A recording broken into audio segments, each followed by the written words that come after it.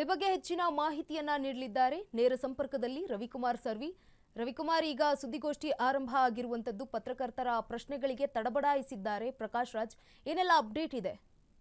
S Ganga, Prakash Ravi ಅವರು ಅಂತ ಏನು ಪೋಸ್ಟ್ ವಿಚಾರವಾಗಿ ಸಾಕಷ್ಟು ಚರ್ಚೆಗಳು ಇವಾಗ ಮಾಧ್ಯಮದಲ್ಲಿ ಆಗ್ತಿರುವಂಥದ್ದನ್ನು ನಾವು ನೋಡ್ತಾ ಇದ್ದೀವಿ.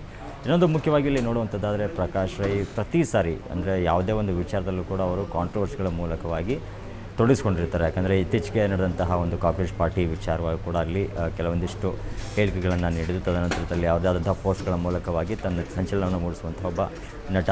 ಸೊ ಇನ್ನೊಂದು ಇಲ್ಲಿ ಮುಖ್ಯವಾಗಿ ನಾವು ನೋಡುವಂಥದ್ದಾದರೆ, ಪ್ರಕಾಶ್ ರಾಜ್ ಅನ್ನುವಂಥ ಒಬ್ಬ ಅದ್ಭುತ ನಟ.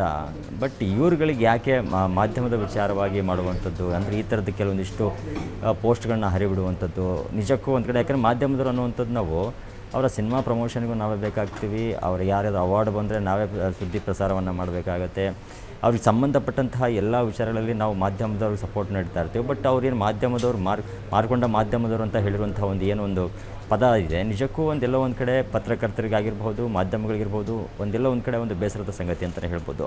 ಅದೇ ನಿಟ್ಟಿನಲ್ಲಿ ಪತ್ರಿಕಾಗೋಷ್ಠಿ ಇವಾಗೇನು ಶುರುವಾಗಿರುವಂಥದ್ದನ್ನು ನೋಡ್ತಾ ಇದ್ದೀವಿ ನಾವು. ಬಟ್ ಎಲ್ಲೋ ಒಂದು ಕಡೆ ಪತ್ರಕರ್ತರು ಕೂಡ ಪ್ರಶ್ನೆಗಳನ್ನು ಕೇಳ್ತಾ ಇರುವಂಥದ್ದನ್ನು ನಾವಿಲ್ಲಿ ನೋಡ್ತಾ ಇದ್ದೀವಿ. ಯಾಕಂತಂದರೆ ಮೊದಲನೇದಾಗಿ ಈ ಪ್ರಶ್ನೆ, ಯಾಕಂದರೆ ಆ ಪೋಸ್ಟನ್ನು ಹಾಕಿರುವಂಥದ್ದು ಪ್ರಕಾಶ್ ರೈ ಅವರು ಹೇಳ್ತಾ ಇದ್ದಾರೆ. ಬಟ್ ನನ್ನ ಪೋಸ್ಟ್ ನನ್ನ ಇಷ್ಟ ಅನ್ನೋ ಒಂದು ಮಾತನ್ನು ಕೂಡ ಹೇಳ್ತಾ ಇದ್ದಾರೆ. ಬಟ್ ಅದಕ್ಕೆ ಎಲ್ಲ ಒಂದು ಕಡೆ ಪತ್ರಕರ್ತರ ಒಂದು ಪ್ರಶ್ನೆಗೆ ಎಲ್ಲ ಒಂದು ಕಡೆ ಪ್ರಕಾಶ್ ರೈ ಅವರು ಕೂಡ ಸರಿಯಾದ ಅಂದರೆ ಸಮರ್ಥನೆಯೇ ಕೊಡೋದರಲ್ಲಿ ವಿಫಲರಾಗಿದ್ದಾರೆ ಅಂತಲೇ ಹೇಳ್ಬಹುದು. ಬಟ್ ಪ್ರಕಾಶ್ ರೈ ಅವರ ಒಂದು ಕೆಲವೊಂದಿಷ್ಟು ಹೇಳಿಕೆಗಳು ಸೋಷಿಯಲ್ ಮೀಡಿಯಾಗಳಲ್ಲಿ ನಿಜಕ್ಕೂ ಒಂದು ಕಡೆ ಎಲ್ಲ ಒಂದು ಕಡೆ ಅವರ ಒಂದು ಒಳಗಡೆ ಇರುವಂತಹ ಒಂದು ಕೆಟ್ಟ ಒಂದು ಮನಸ್ಥಿತಿ ಅಂತಲೇ ಹೇಳ್ಬೋದು. ಯಾಕಂದರೆ ಈ ಒಂದು ವಿಚಾರವನ್ನು ನೋಡುವಂಥದ್ದಾದರೆ ಎಲ್ಲೋ ಒಂದು ಕಡೆ ಪ್ರಕಾಶ್ ರೈ ಅವರ ಒಂದು ಹೇಳಿಕೆಗಳು ಇನ್ನೊಬ್ಬರ ಮನಸ್ಸಿಗೆ ನೋವುಂಟು ಮಾಡುತ್ತೆ. ಮತ್ತು ಪ್ರತಿಯೊಬ್ಬ ಮಾಧ್ಯಮದ ಪತ್ರಕರ್ತರಿಗಾಗಿರ್ಬೋದು, ಮಾಧ್ಯಮಗಳಿಗಿರ್ಬೋದು, ಈ ಒಂದು ಮಾತನ್ನು ಹೇಳಿರುವಂಥದ್ದು ನಿಜಕ್ಕೂ ಒಂದು ಖಂಡನೀಯ ಅಂತಲೇ ಹೇಳ್ಬೋದು. ಗಂಗಾ, ಎಸ್, ಧನ್ಯವಾದ ರವಿಕುಮಾರ್ ತಮ್ಮೆಲ್ಲ ಮಾಹಿತಿಗಾಗಿ.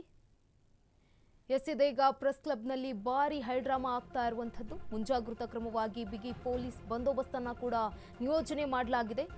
ಪ್ರೆಸ್ ಕ್ಲಬ್ನಲ್ಲಿ ಇದೀಗ ಸುದ್ದಿಗೋಷ್ಠಿ ಕೂಡ ಆರಂಭ ಆಗಿರುವಂಥದ್ದು.